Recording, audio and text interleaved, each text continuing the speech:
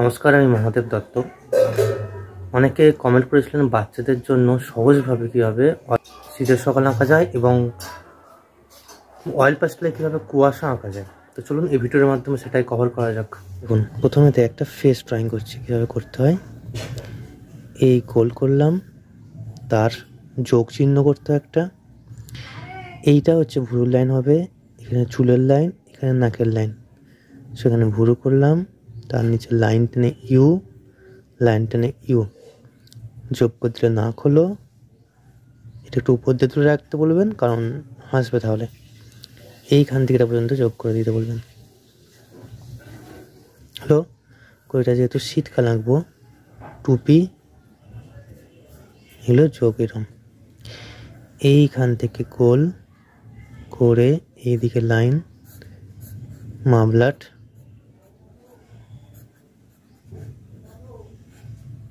ওকে। সোজা লাইন টানতে বলবেন। এই মুখটা ধরা হয়েছিল তার দুটো কোমর পর্যন্ত হয়, এটা কোমর, কোমর থেকে একটু বেশি জামাটা বেড়ে থাকবে।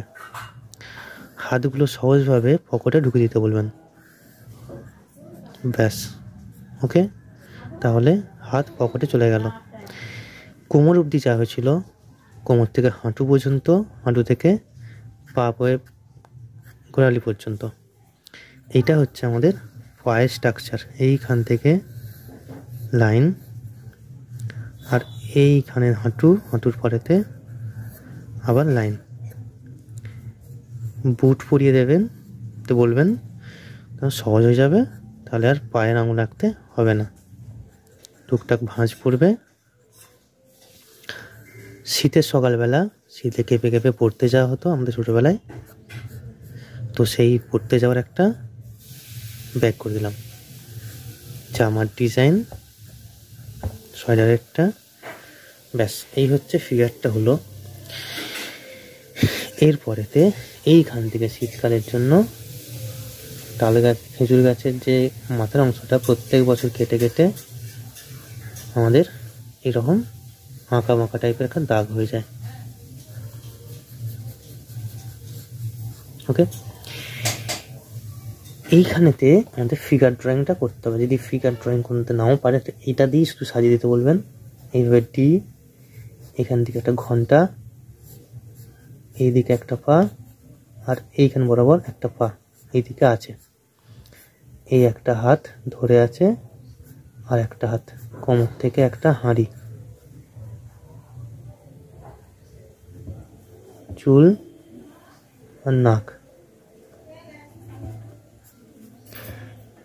একটা হাঁড়ি থাকে আটকানো, আর একটা হাঁড়ি নিয়ে যাচ্ছে।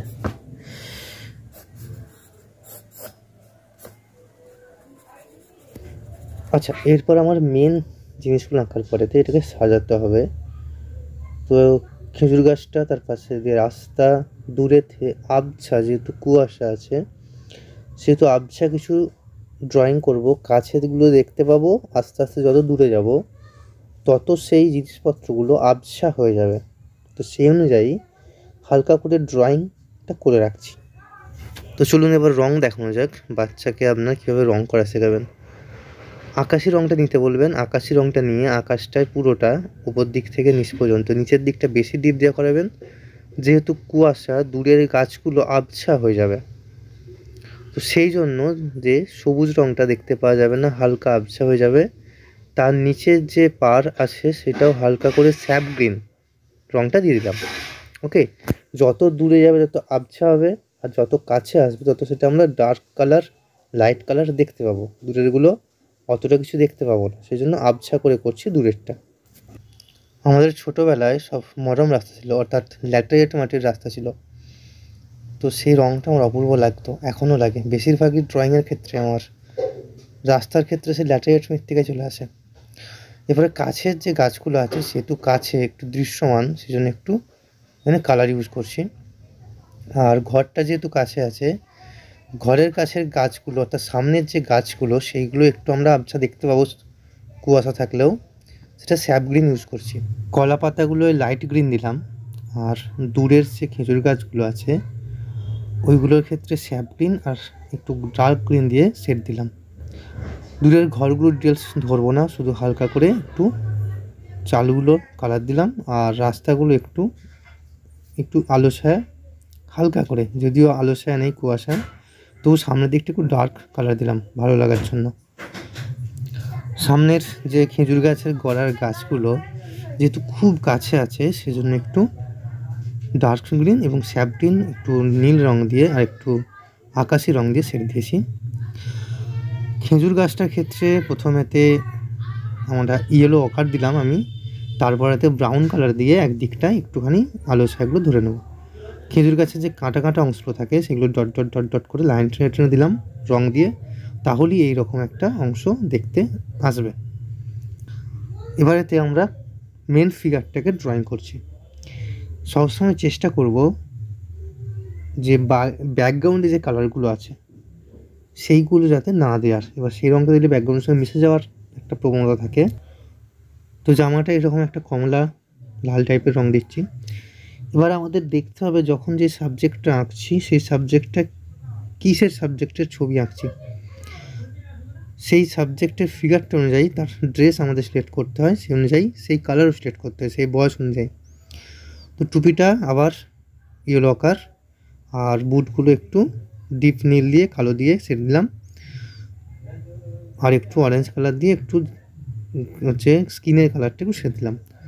তো মোটামুটি সামনের মেন ফিগারটা আমার কমপ্লিট। এরপরেতে যে লোকটা খেজুর গাছে উঠছে যে ব্যক্তিটা, তার ছবি একটা কালার করতে হবে, আর তার আগে কিছু টুকটুক টুকটুক করে গাছের পাতা সামনে কোথাও একটু দিয়ে দিলাম। ওকে, এরপরেতে মেন ফিগারটার ক্ষেত্রে হাঁড়িটার রং দিলাম ব্রাউন কালার, আর ফিগারটার ক্ষেত্রে আমরা একটা রং দেবো যাতে পিছনে ব্যাকগ্রাউন্ডটা আছে আকাশি, আকাশি রং দিলে কী হবে আকাশের সঙ্গে মিশে যাবে, সেজন্য একটা অন্য টাইপের রং দিলাম, ধুতিটা দিলাম বেগুনি আর স্কিন কালার পিচ কালার। তো মোটামুটি আশা করি বোঝাতে পেরেছি কীভাবে কুয়াশা আঁকতে হয়। তো কমেন্ট করে অবশ্যই জানাবেন।